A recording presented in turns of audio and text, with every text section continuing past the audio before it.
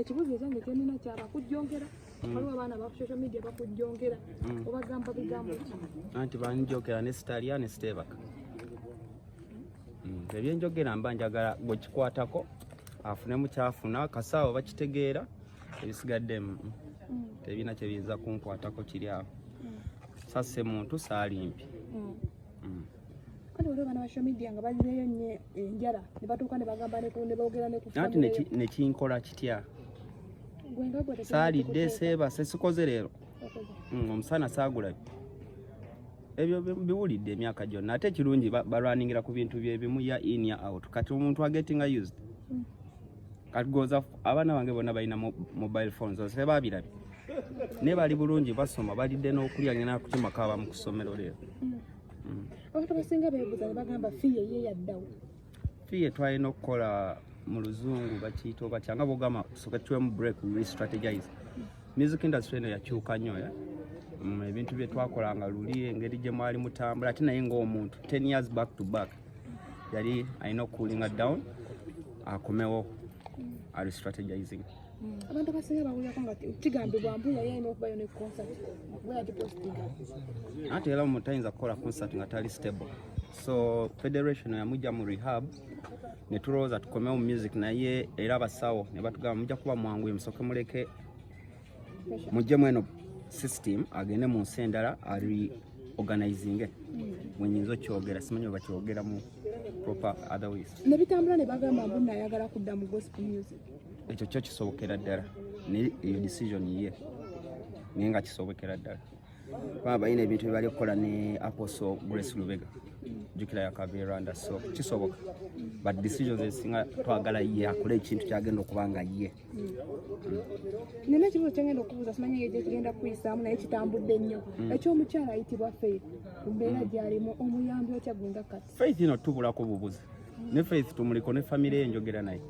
just kyatuuka ekiseera dadi ne bimunyiiza omanya abantu ba drug abo bw'oli addicted to drugs otuuka ekiseera noonyiiza omuntu ng'awulira omutamye jo watutte TV leero watutte kino wa boda kubanja wawuba agamba yakutwalidde bwereere wadduse bitama so waliwo wabula then netuddamu netubala nga mutaddeyo era netuddamu netumunoonya naye mpozi nze ekya Faith bambi mukazi watumusibako sirimu kinnuma omanyi rehab bw'ogenda kibasooka okukola kucekinga musaayi byakaba mu rehab 3 nga temunamusigako sirimu so obulozi bwawe ne mugenda ne muguza results just drug eyo ate nze bweyakuvaako abamanyi ebya drug mubimanyi drug kikyakozesa cocaine oba ice sikirungi nnyo zimenyamenya naye the worst is ice kuba yakuba ku dopamine ate nzibu yaku bringing her back libanga bwa lina kuona mpola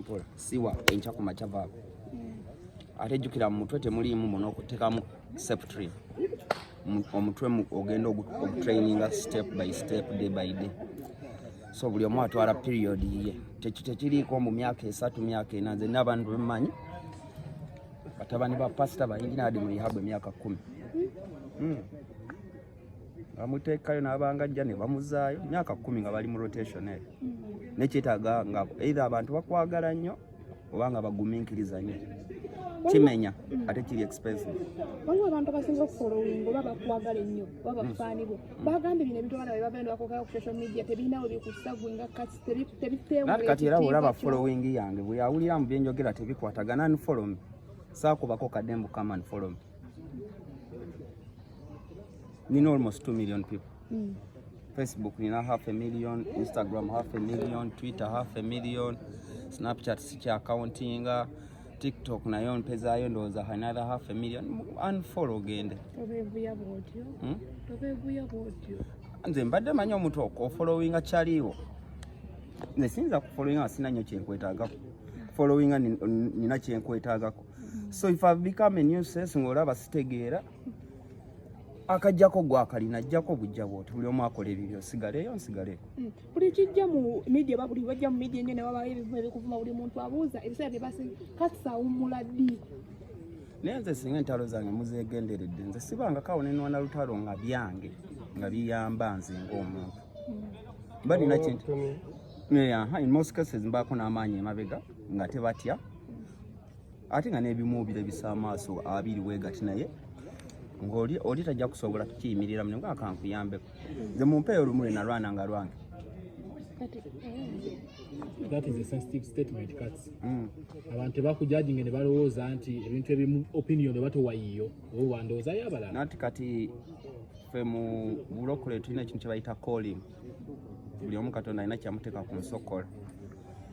Obresente mikwano gyange Abanyankole baŋŋambye erinnya Katamba mu Lunyankole litegeeza omuyambi waffe, omuntu ali awo ng'alina tuyamba mu Lunyankole kye kitegeeza.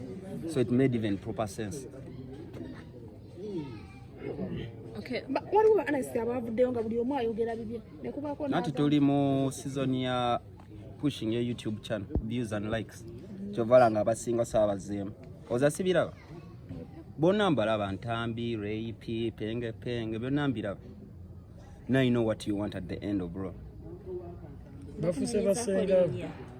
Bafuse basenga babeere nabo bennyini bafuneyo abaabwe. Nze baalindese bulesi.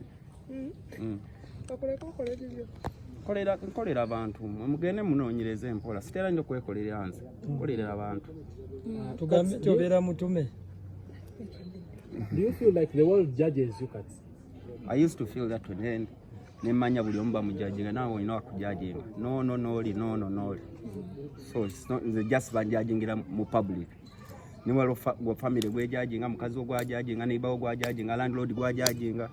Sijase ekyange kiri public. How about feeling appreciated kubanga buli olucha? Nati kati ate bwe buzibu, kati ate nze abantu abampreciatinga usually tebaagala kamera. Kati kankyogere kwanga tuli wano oyo omusajja asasula better basasula close to 9 million rehab ya fee naye ate nga nalina akava muvumu naye mbadde nalinevaayo nenkyogerako kanifakali kusaa muvuma naye twali nalisikanya nze naye gambyeko awo omuntu yakoze show ng'alinga mokinga Katonda naye tomanyi bapasita boogedde nange bankubidde masimu ate nga bali abamalayo kwegamba nze ebintu byange abantu abasinga they don't pay me back on internet and social media. Chovala sometime back birthday yange bojjukira Shiraga Shumbo yagamba niyo omwana ono birthday no tumuwe emitwalo 5 bamujijjukira sinze namugamba naye ate temumanya sente zinafuna that birthday just nateeka koze era nga nsooka kubuuza nkuwanike nemuwanika ni waliwo quiet people abantu bagabira ddala sente milioni 15.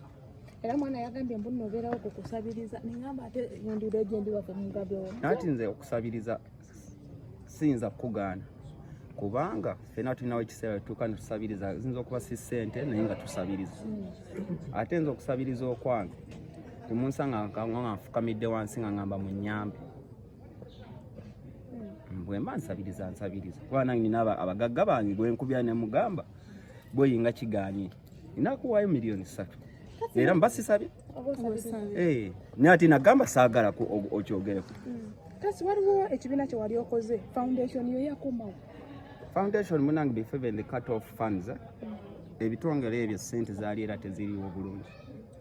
Ate ekirala ekizibu kye twalina is ebitongole bino badde okumpi emyaka 5 birina system yabyo engeri gye bikola ki ebitambula. Bw'oba bamuwa miliyoni 10 amanyimbu zino zigenda wakiso balina system yaabwe gy'otasobola kubendinga mu mugigemwani Katamba. Ate nga nabo budget zaabwe ze baba zibamala bumazinga ki. So kati ebisinga era nakolanga bya bwerere. Wavaayo emabegako awo n'ogamba ogenda kujja ku YouTube channel yo obengako obubaka bw'otegeeza abantu buli bbanga bw'ebbanga lyewamenya nabyo wabirekera byakoya n'ogamba ko bite.